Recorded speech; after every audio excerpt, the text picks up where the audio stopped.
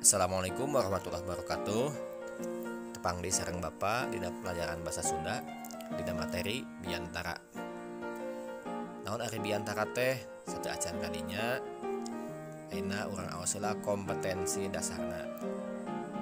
Kompetensi dasar dina biantara aya 2 tah ieu. Mangga teu sadiaos.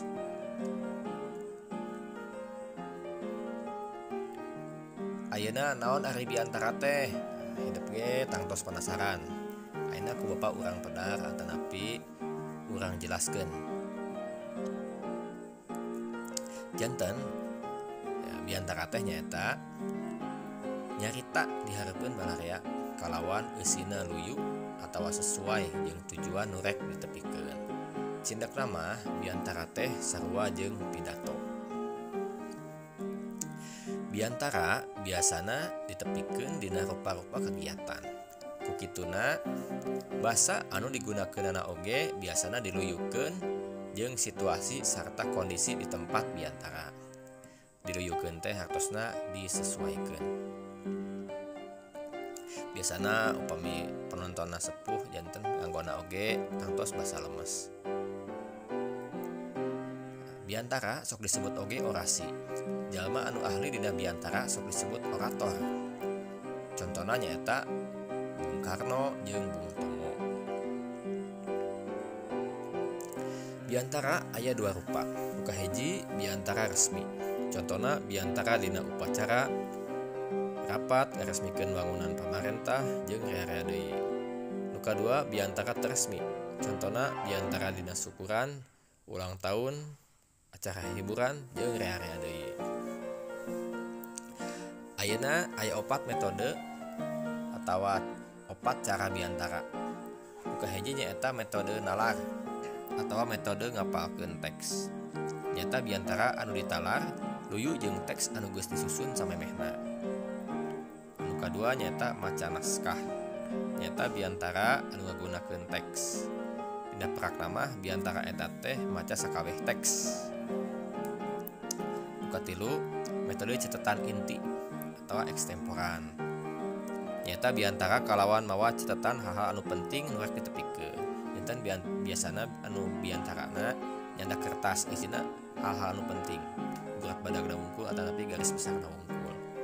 Nu kaopat nyata biantara impromptu atanapi biantara langsung tanpa nyiapkeun teks atanapi ngadadak. Biasana biantara ieu dilakukeun ku orator atanapi jalma anu paregel atanapi anu tos ahli dina biantara.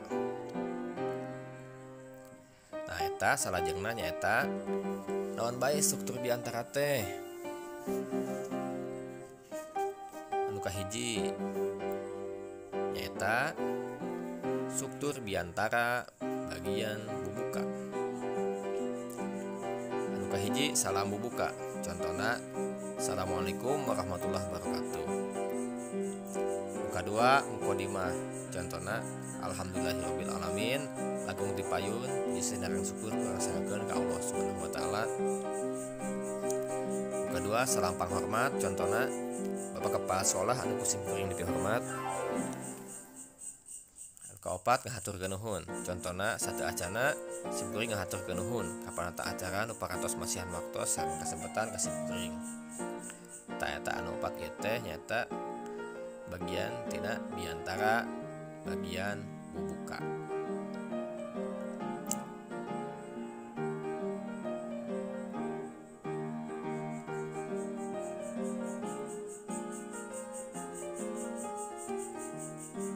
Ayeuna nyata biantara bagian besi. Kahiji nyata ngadadarkeun tujuan. Contona nyaeta ngadegna simkuring di dieu teh taya sanes sejak ngawilujengkeun ka kelas 12. Anu kadua ngadadarkeun eusi atanapi nepikeun eusi. Contona nyaeta tos teu karaos ayeuna simkuring kedah tos paturai sareng siswa kelas 12. Ayeuna struktur biantara bagian panutup. Kahiji sanduk-sanduk. Contona hapunten bilih aya basa anu kirang merenah.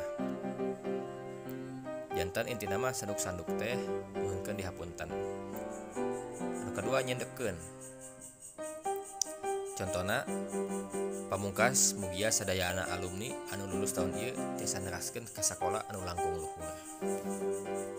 Anu katilu dunga atanapi doa atanapi bahasa Indonesia nama doa. Contohna lopina sakitu anu kapihatur teu simkuring mugia sadaya siswa kelas 12 tiasa ngahontal harapan sareng cita-cita anu langkung luhur. Itu nama ngadoakeun ya. Anu kaopat nyaeta salam panutup. Tos terang sadayana ge nyaeta wassalamualaikum warahmatullahi wabarakatuh. Bari kapatukeun. Teras ieu cara nyusun teks biantara hartosna hal-hal anu kedah diperhatoskeun nalika urang nyusun teks biantara. Nu kahiji jajarna aktual. Jajar teh tema. Aktual teh anyar. Nah, janten ieu temana kedah anu anyar.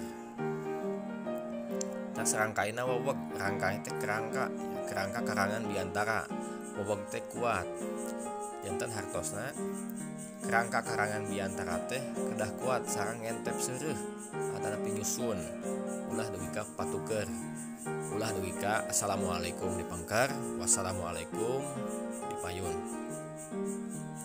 Anu katilu isina modal maksudna mah isi biantara teh kudu seueur ilmu seueur mangpaatna seueur pulunganeunana keur balarea kanggo masyarakat. Anu kaopat nyaeta bahasana hade. Maksana bahasa di dieu teh nyaeta bahasa. Bahasa teh bahasa.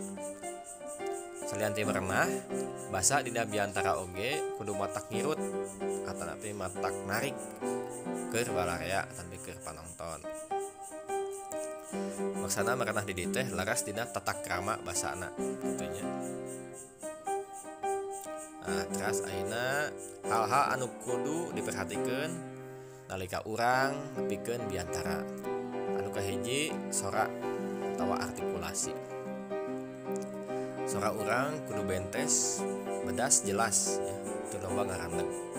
Anu kadua lentong atawa intonasi. Ulah tepika biantara bahasa Sunda tapi lentongna bahasa Indonesia. Katilu nyaeta wirahma. Wirahma teh anca atau gancangna nyarita. Ulah rusuh teuing, ulah oge ngayayah teuing. Eta anca teh laun atawa gancangna nyarita. Ayeuna anu kaopat nyaeta nada.